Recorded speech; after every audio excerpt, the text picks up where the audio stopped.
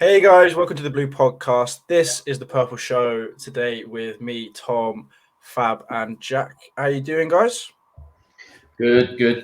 Thank you. Yeah, had a really good Christmas. Yeah. Perfect. And today we'll be discussing the Carabao Cup semi-final between Arsenal and Liverpool that happened recently, and game week 23. So when we're recording this, the Liverpool and Arsenal game have just finished, and obviously the Chelsea game will be happening very, very shortly. So, as two Liverpool fans, you guys must be pretty happy with the result on Thursday. Yeah, I loved it. Yeah. No, we talked about it last week, didn't we? The first leg being a bit fruitless from both teams. Yes. But I did make the point during that podcast that Arsenal, they're playing well at the moment, but you can't give yourselves these like compliments and points.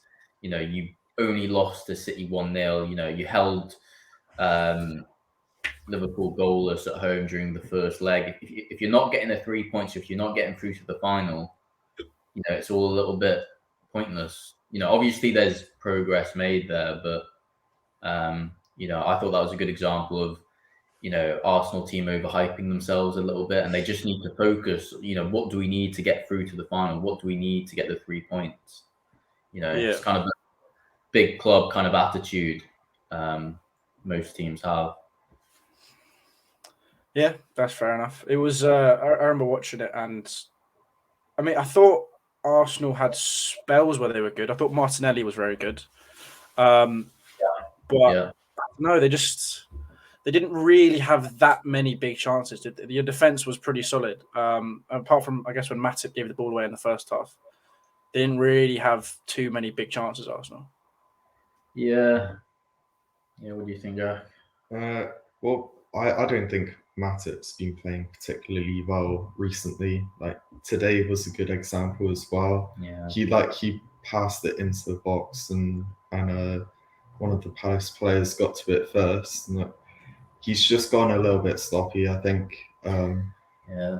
There's a lot of pressure on him at the moment because, actually, no, that's like not too much pressure, but he's been getting a lot more game time than he's used to. Yeah. And he's very injury prone. I think he got injured that game, and he was just fit enough to play in this game we've just watched against Palace. So it's he's started the season really well, and everyone's been really impressed with him. But if he can sustain that level, we haven't seen him do that before. So it's kind of new grounds for him. Do you think Konate is not better than him then? I think Konate goes through like those really good spells where he's just absolutely amazing, and probably should play over him sometimes, but it's like day to day, isn't it? So sometimes Matip will have an absolute banger of a game, and sometimes Konate will have an absolute banger of a game. Just can't predict that kind of stuff. Yeah, of course. I think although Konate hasn't made many mistakes, I think currently Matip is the safer bet. And when you're in the title race, you've got even though I'd like to see Konate get more game time, I think he's the future centre-back partnership with Van Dijk. I think, you've just got to stick to what works. And at the moment, that's playing Matip and Van Dijk together. Well, yeah, speaking of, I guess, Matip today, you guys both said that he wasn't particularly good. You did win 3-1 today. Happy with the performance, or could it have been better? You can go first, yeah, I think Crystal Palace, they put on a really good game, and realistically, it should have been about. We got a lot of chances off, which is good. But we played really poorly in the second half, and also the end of the first half. So realistically, those two first goals were massive for us, massive for that win today. Otherwise, I think we might have been a bit in the mud. You agree with that, Fab? Yeah, I mean, that was definitely a game where we missed Salah and Mane. I think that's the one we say against Arsenal. I think we put in, a good performance and we got the job done pretty happily. I think that from watching that game, we got, not taking anything away from the Ox and his goal, but it was great stuff from him. But that's for the amount of minutes he's getting, it's a pretty rare occurrence that he scores, and he bagged, and fair play to him. He got the goal that he deserved, and the Van Dijk header. Those just you just know they're going to happen a couple times every season, but we sort of relied on those, and even the third goal, the penalty. I would argue, I can definitely understand from a Palace fan point of view that that was slightly unfair, and could have easily been given the other way. And requiring 3 lucky goals to see out a good Palace side. I'm not going to complain about it, but if that's the sort of thing goals we're relying on at the moment to get 3 points, then just kind of counting off the days till we have Salah and Mane back, pretty much.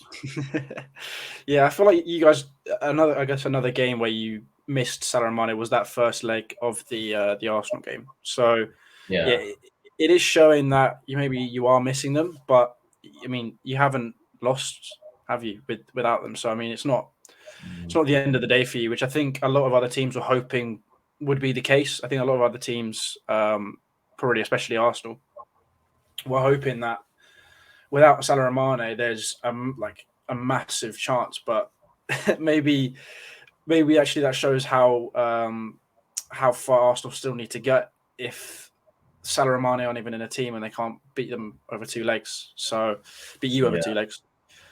Ben's obviously not here, but big.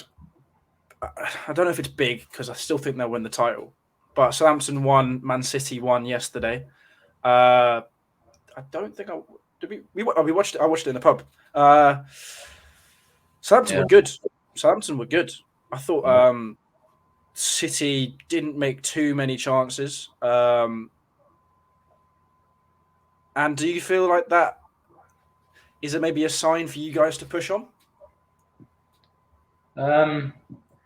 I think it's still early day, and to be fair, there's still the second half of the season to play through. Wouldn't jump the horse and say the title race is back on, but they've left the door ajar. They haven't closed the door behind them on this week's set of results. And I was saying to Jack earlier, if we have a game in hand, if we win that, which I think we will, we should be getting 18 points from our next 6 games. They're quite a nice, decent set of fixtures. If you go game behind, if you win your game in hand, you would go 6 points behind them. Yeah, and on top of that, we still got to play City. It's away, unfortunately, but we've beaten City away before, and that's just literally putting the power kind of back into our hands a little bit. We still got them to play. If we can take that win, and see how things play out, Salah and Mane coming back quite soon. There's a little bit of sense of hope in the air at the moment. But I would definitely say I'm more bothered about the Champions League coming up than desperately clawing back at City in this title race. Yeah, no, that's fair enough. And Champions League starting back up in February, which is not too far off. I'm sure we'll chat about that a lot when it happens. Arsenal as well. Obviously, usual Cam's not here, but Arsenal just drew to Burnley. That's a bit ropey from them. Yeah, I mean, they've been in good form, haven't they? And it's harsh to be too critical of them, but you should be beating Burnley, really. Yeah. Burnley are currently bottom of the table with 12 points, I believe. Yeah, 12 points, Burnley.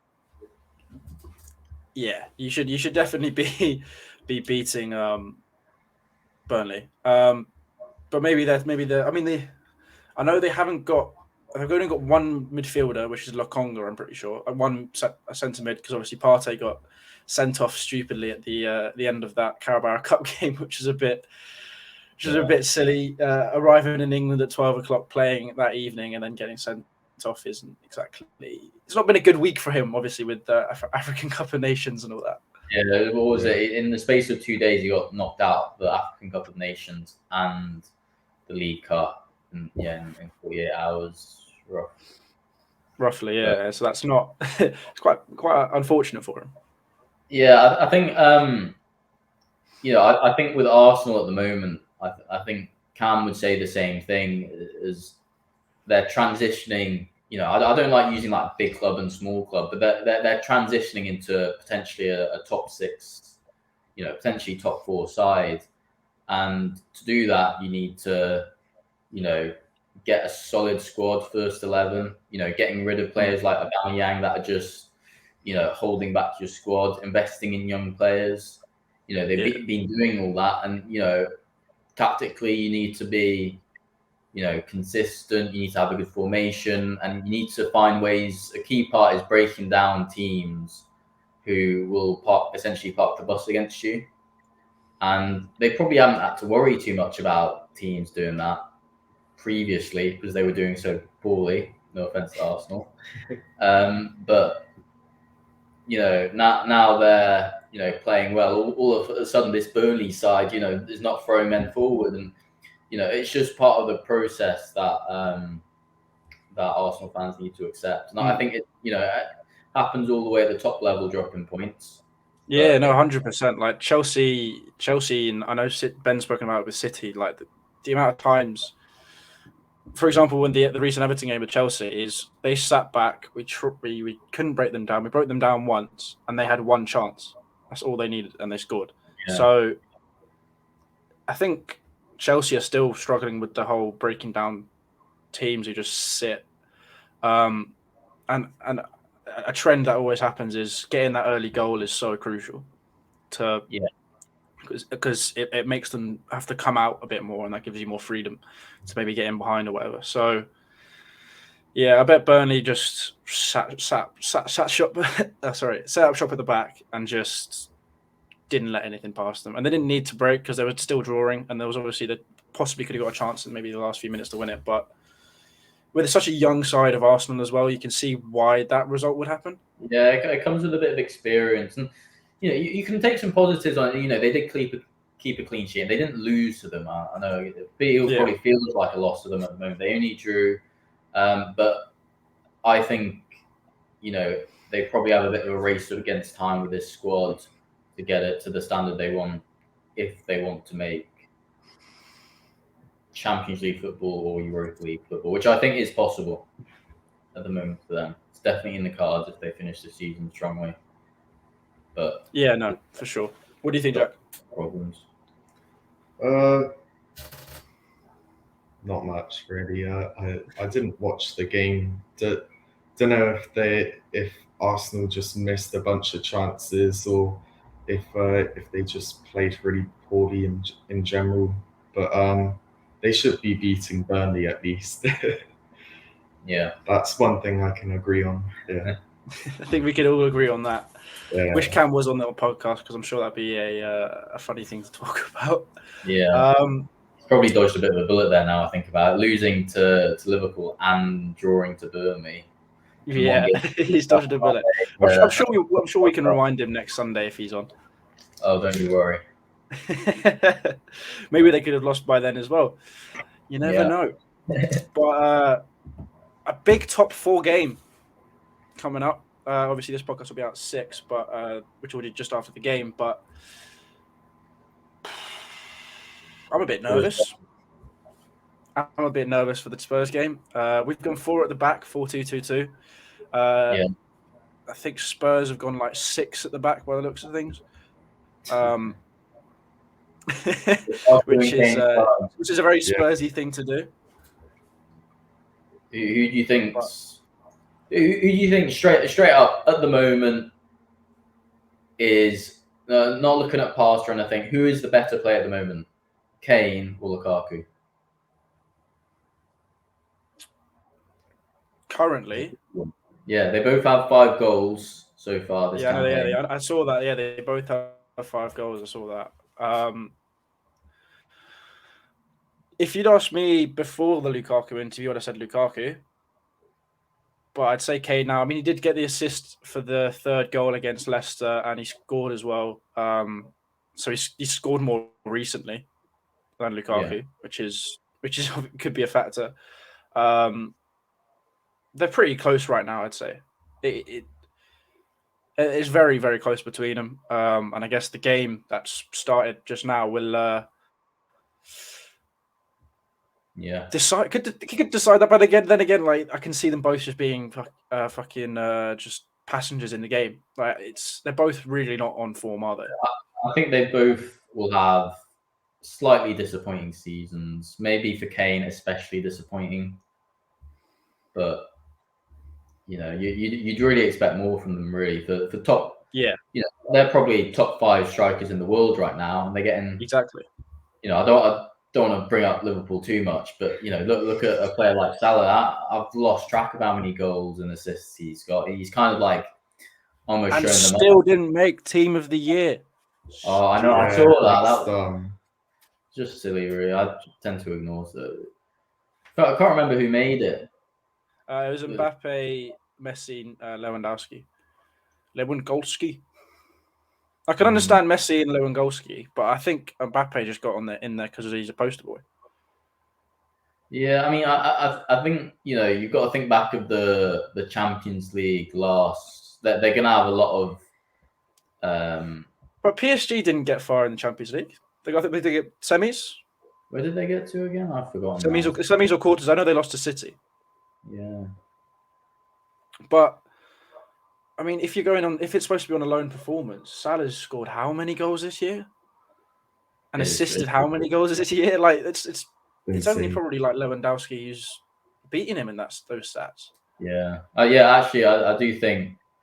I thought maybe Messi, but I'm sure Messi's got ridiculous stats as well. Yeah. Even though he switched clubs. I think Mbappe's not done anything notable last year. He played well for PSG in Liga, I'm sure. They didn't even win the league. They didn't even win the league. They didn't even win the league. So they got what 1 or 2 domestic trophies, and that's it. Yeah.